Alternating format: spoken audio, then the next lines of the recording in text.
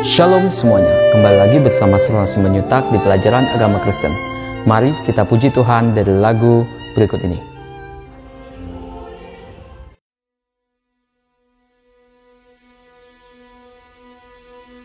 Di saat ku bimbang, saat ku tertekan, dan tak ada seorang pun mau menolongku. Padamu ya Tuhan, mataku memandang,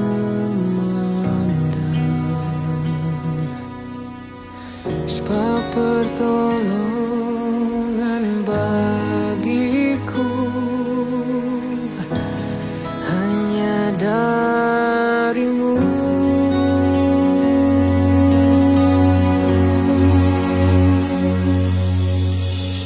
Tuhan, ku percaya tangan-Mu menjaga, yang berharap kepadamu takkan Kau biarkan. Tuhan, ku percaya janji-Mu setia,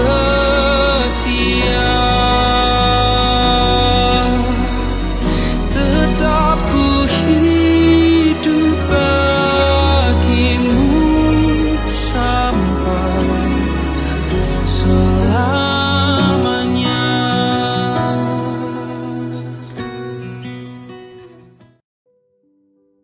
Kami bersyukur Tuhan untuk keluarga yang Tuhan berikan. Meskipun keluarga kami tidak sempurna, kami selalu bersyukur. Kami bersyukur untuk sekolah tempat belajar bersama. Allah dan Tuhan kami, keluarga dan sekolah adalah karunia ilahi yang Tuhan berikan. Amin. Manusia adalah makhluk ciptaan Allah yang dianugerahi akal, pikiran, dan memiliki potensi untuk beriman kepada Allah, dan dengan akalnya mampu memahami gejala-gejala alam, memiliki rasa tanggung jawab atas segala tingkah lakunya, dan memiliki akhlak. Dengan anugerah itulah manusia menjadi makhluk mulia, di mana makhluk lain tidak memiliki keistimewaan tersebut. Perkembangan manusia secara perorangan pun melalui tahap-tahap yang memakan waktu belasan atau bahkan puluhan tahun untuk menjadi dewasa. Tugas untuk memberikan pendidikan ini berakar dalam panggilan utama keluarga yang mengambil bagian dalam karya penciptaan dan pemeliharaan Allah.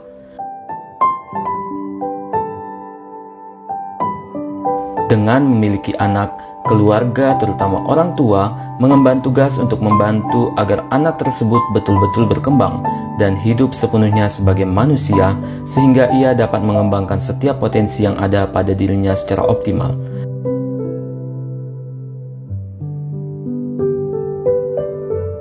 Melalui pendidikan pula, manusia dapat mengembangkan berbagai ide dan menerapkannya dalam kehidupan sehari-hari sehingga dapat meningkatkan kualitas hidup manusia itu sendiri.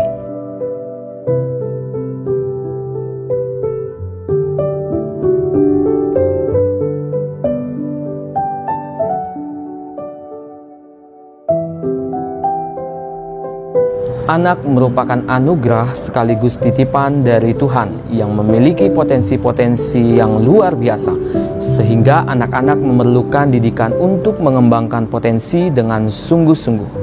Potensi-potensi itu terdiri dari potensi kognitif, potensi afektif, potensi spiritual, dan potensi psikomotorik. Salah satu sarana untuk mengembangkan potensi-potensi yang ada dalam diri manusia adalah dengan melalui sekolah. Sekolah diberi sebagian tanggung jawab pendidikan yang diemban oleh orang tua. Hal ini terjadi karena orang tua memiliki kemungkinan yang kecil untuk dapat mendidik anaknya agar menguasai berbagai kemampuan yang diperlukan dalam kehidupannya.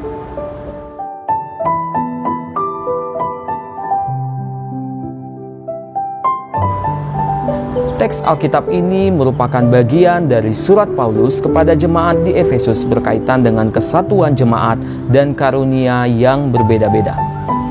Sekolah menjadi pendukung dan pelengkap bagi individu dalam proses pertumbuhannya menuju ke kedewasaan yang penuh.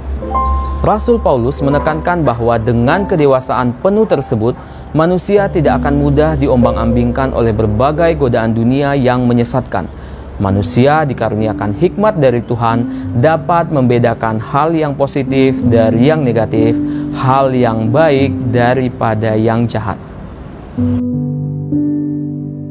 Ayat ini berisi panggilan untuk mengajarkan iman pada setiap situasi. Oleh karena itu, berbagai kesempatan dapat dipakai sebagai kesempatan untuk mengajarkan iman. Hal mendidik dan mengajar anak-anak adalah perintah Tuhan yang harus dilakukan oleh orang tua. Apabila orang tua tidak mendidik anak-anaknya, maka ia tidak mentaati perintah Tuhan. Anak-anak membutuhkan pendidikan yang layak untuk kehidupan di masa depan. Jika pendidikan ini tidak diperolehnya, maka orang tua memberikan masa depan yang suram bagi anaknya sendiri.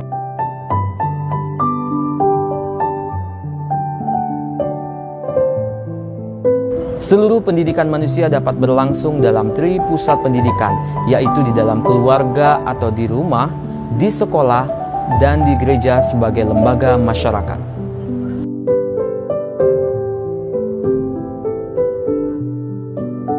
Dalam konteks ini, anak berinteraksi dengan orang tuanya dan anggota keluarganya yang lain.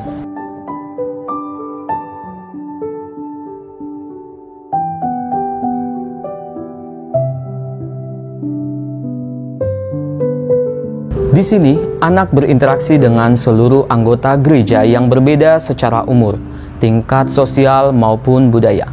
Dalam konteks gereja, pribadi Kristen dapat tumbuh dan berkembang sesuai dengan situasi dan kondisi jemaat yang dilandasi oleh sikap yang berdasarkan rasio, nilai Kristiani, dan tujuan hidupnya. Oleh karena itu, anak perlu didorong untuk terlibat dan menjadi aktivis gereja agar dapat menyaksikan kepribadiannya secara sehat, secara Kristiani. Dalam konteks sekolah, anak memperoleh pendidikan formal. Artinya, terprogram dan terjabarkan dengan tetap baik berupa pengetahuan, nilai-nilai, keterampilan maupun sikap terhadap mata pelajaran.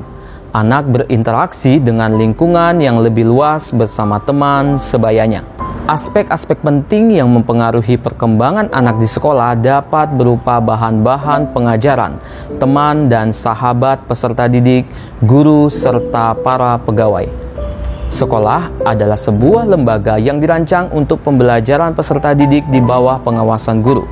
Sekolah berfungsi juga untuk mengembangkan kemampuan dan membentuk watak serta peradaban anak bangsa yang bermartabat dalam rangka mencerdaskan kehidupan bangsa.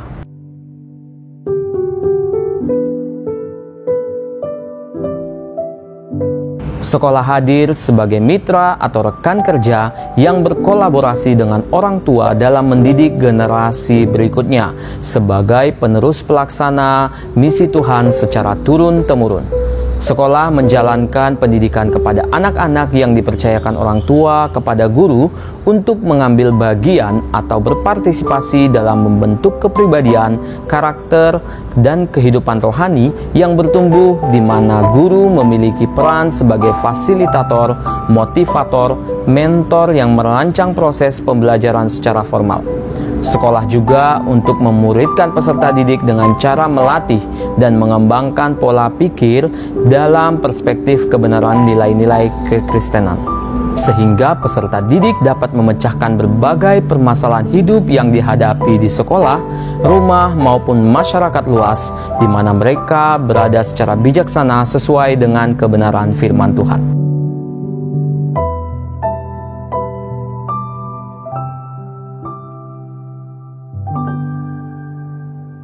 Terdapat berbagai masalah remaja yang perlu dipecahkan secara bersama antara keluarga, sekolah, dan gereja. Misalnya, meningkatnya tawuran antar sekolah, kenakalan remaja, kriminalitas remaja, hamil di luar nikah dan pernikahan dini, pemakaian narkoba dan obat terlarang, dan masih banyak lagi.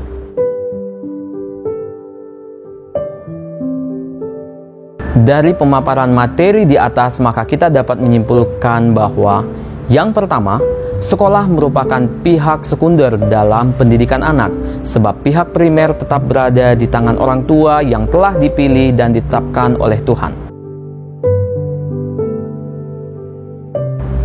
Yang kedua, sekolah hadir sebagai mitra yang berkolaborasi dengan orang tua dalam mendidik generasi berikutnya sebagai penerus pelaksana misi Tuhan secara turun-temurun. Dan yang ketiga, komunikasi antara sekolah dan keluarga perlu terjalin. Keluarga dituntut untuk bersedia memberikan dukungan bagi kelangsungan dan pekerjaan Tuhan melalui sekolah, karena pendidikan di sekolah tidak akan optimal jika tidak ada dukungan dari orang tua secara holistik dalam pertumbuhan anak-anak.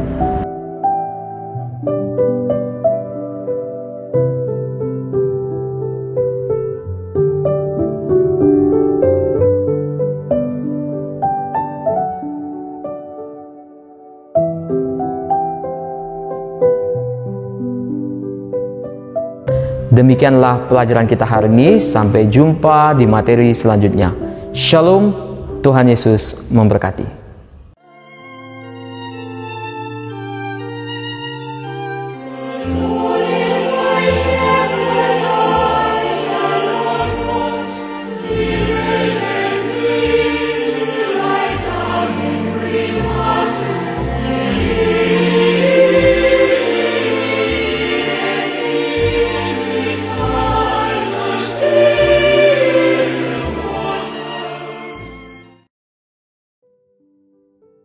Kami mengucap syukur Tuhan untuk penyertaan-Mu pada pembelajaran hari ini.